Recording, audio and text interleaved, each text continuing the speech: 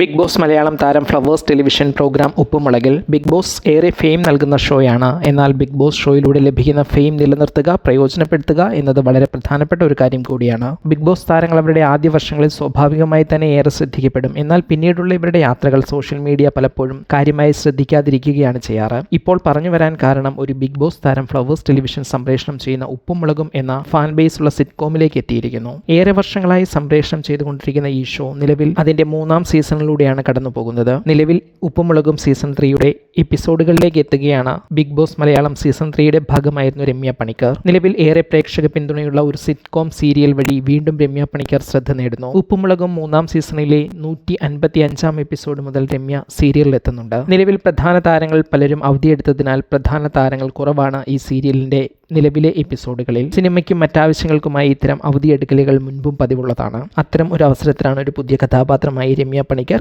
ഉപ്പുമുളകിന്റെ ഭാഗമാകുന്നത്. പ്രധാന കഥാപാത്രമായ ബാലു സൂപ്പർവൈസറായി ജോലി ചെയ്യുന്ന കൺസ്ട്രക്ഷൻ കമ്പനിയിലെ എഞ്ചിനീയറുടെ ഭാര്യ അപർണ ആയിട്ടാണ് രമ്യ സീരിയലിൽ എത്തുന്നത്. സീരിയൽ എപ്പിസോഡുകൾ കാണേണ്ടവർക്ക് ഉപ്പുമുളകും സീസൺ 3 എപ്പിസോഡ് 155 കാണാവുന്നതാണ്.